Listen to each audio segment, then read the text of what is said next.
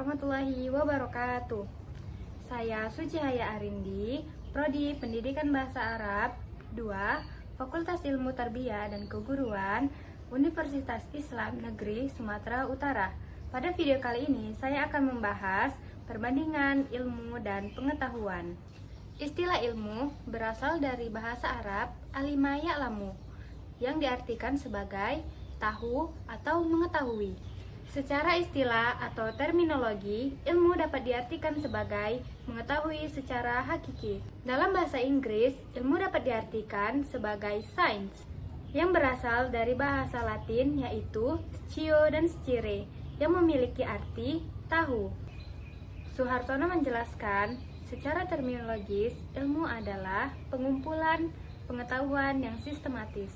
Seluruh pendekatan atau metode pendekatan terhadap seluruh dunia empiris, yaitu dunia yang terikat oleh faktor ruang, waktu, dunia, yang prinsipnya dapat diamati oleh panca indera. De Liangji menjelaskan bahwasannya ilmu mencakup 3 metode. Ilmu mencakup 3 bagian. Yang pertama, ilmu sebagai pengetahuan. Kedua, ilmu sebagai metode. Dan yang ketiga, ilmu sebagai aktivitas, merupakan serangkaian yang dipadukan menjadi satu sama lain. 3 hal tersebut mencakup dalam satu tujuan, yaitu ilmu bertujuan untuk mencapai kebenaran. Dan dalam pencapaian tersebut, ilmu memiliki karakteristik yang harus diketahui, sehingga ilmu dapat dibedakan dengan pengetahuan, yaitu yang pertama, sistematisasi. Yang kedua, keumuman. Yang ketiga, rasionalitas. Yang keempat, objektivitas. Yang kelima, verifiabilitas. Yang keenam, komunalitas. Dalam memahami pengertian ilmu, yaitu yang pertama, ilmu sebagai proses atau ilmu sebagai proses penelitian. Sebagai proses penelitian menyangkut beberapa hal, yaitu yang pertama, rasional, dan yang kedua, kognitif, dan yang ketiga, teleologi. Yang kedua, ilmu sebagai prosedur atau serangkaian metode ilmiah, dan yang ketiga, ilmu sebagai produk atau bertahap terhadap saling berhubungan dan saling bergantungan. Terdiri dari bagian-bagian, namun menunjukkan kesatuan. Gagasan yang dicetuskan oleh De Liangji merupakan merujuk pada konsep pengertian Barat dan tentunya berbeda dengan konsep Islam. Pemahaman ilmu dalam perspektif Islam. Wan Muhammad Daud mengutarakan bahwa ilmu memiliki 8 arti. Yang pertama, makrifat atau pengenalan. Yang kedua, syuur atau kesadaran. Yang ketiga, tazakur, pengingat.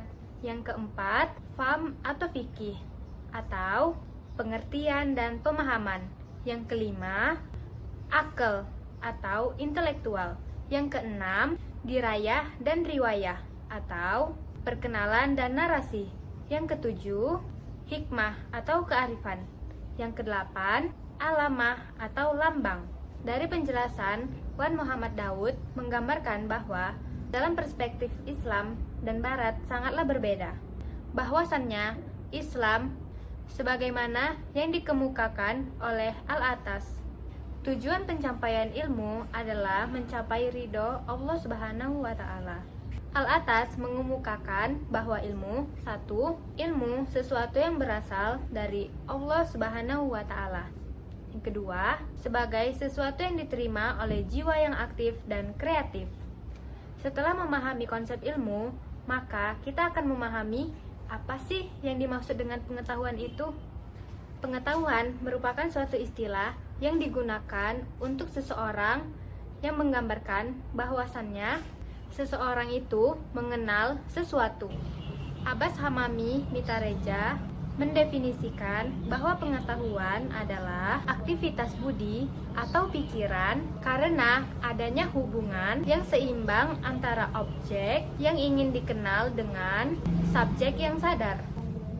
Beliau mendefinisikan pengetahuan dengan menekankan objek yang sadar sebagai landasan utama. Hendrik Rapar dalam bukunya yang berjudul Pengantar Filsafat mengartikan pengetahuan dengan mengklasifikasikannya dalam 3 bentuk, yaitu yang pertama, pengetahuan nir-ilmiah atau hasil pencerapan dengan indera terhadap objek tertentu yang dijumpai dalam kehidupan sehari-hari. Yang kedua, pengetahuan prailmiah merupakan hasil pencerapan inderawi. Yang ketiga, pengetahuan rasional atau merupakan hasil pemikiran rasional yang tersedia untuk diuji lebih lanjut. Ketiga tahapan pengetahuan tersebut dapat diartikan sebagai sebuah tahapan dalam menjadikan suatu pengetahuan menjadi sebuah suatu ilmu. Dimulai dari nir ilmiah, kemudian diolah dan diteliti secara mendalam dengan pemikiran rasional. Burhanuddin Salam pada tahapan selanjutnya mengembangkan lebih detail dan menguraikan pengetahuan menjadi 4 macam, yaitu yang pertama, pengetahuan biasa, yang kedua, pengetahuan ilmu atau sains, yang ketiga, pengetahuan filsafat, dan yang keempat, pengetahuan agama. Sedangkan menurut Soejono Soemargono, dosen peneliti filsafat UGM, menjelaskan bahwa pengetahuan jika dipandang dari karakteristiknya dibedakan menjadi 4 macam, yaitu yang pertama, pengetahuan inderawi, dan yang kedua, pengetahuan akal budi, yang ketiga, pengetahuan intuitif, yang keempat, pengetahuan kepercayaan atau pengetahuan otoritatif. Setelah pembahasan perbedaan ilmu dan pengetahuan, kita akan membahas ilmu pengetahuan. Ilmu pengetahuan dalam bahasa Inggris yang dikenal dengan science. Sedangkan dalam bahasa Latin yang dikenal dengan scientia, yang diartikan mempelajari atau mengetahui, dan berasal dari kata scire, yang memiliki arti belajar atau mengetahui. Inilah menjadi hal yang paling utama dalam menganalisa mengenai ilmu pengetahuan, yang dimana harus didahulukan pengertian dan perbedaan di antara keduanya, sehingga menjadi antara ilmu dan pengetahuan memiliki karakter masing-masing, dan membuat orang tidak salah dalam mengartikan ilmu pengetahuan. Setelah mengetahui pengertian ilmu pengetahuan, kita akan mengetahui manfaat ilmu pengetahuan bagi manusia. Ilmu pengetahuan lahir atas adanya komitmen ilmiah yang tertanam di dalam diri seorang ilmuwan dengan melewati proses yang cukup panjang dan sehingga hasil yang diberikan ilmuwan dapat bermanfaat bagi manusia. Menurut Suhartono, manfaat ilmu pengetahuan bagi manusia diantaranya yaitu yang pertama, mengembangkan ilmu pengetahuan, teknologi, dan perindustrian dalam batasan nilai ontologis. Yang kedua, mengembangkan ilmu pengetahuan, teknologi, dan perindustrian dalam batasan nilai epistemologi. Yang ketiga, mengembangkan ilmu pengetahuan, teknologi, dan perindustrian dalam batasan nilai etis. Setelah mengetahui manfaat ilmu pengetahuan bagi manusia, pembahasan selanjutnya adalah perbandingan filsafat dan ilmu pengetahuan. Sebelum kita mengetahui perbandingan filsafat dan ilmu pengetahuan, ada baiknya kita membahas tentang persamaan filsafat dan ilmu pengetahuan. Persamaan antara filsafat dan ilmu pengetahuan diantaranya yang pertama, filsafat dan ilmu pengetahuan keduanya merupakan ilmu. Keduanya merupakan pengetahuan manusia. Yang kedua, filsafat maupun ilmu pengetahuan, keduanya berpangkal pada akal manusia untuk mencapai suatu kebenaran. Yang ketiga, filsafat ataupun ilmu pengetahuan, keduanya memiliki syarat-syarat ilmiah, yaitu memiliki objek, metode, sistematis, serta memiliki sistem kebenaran, serta memiliki kriteria kebenaran.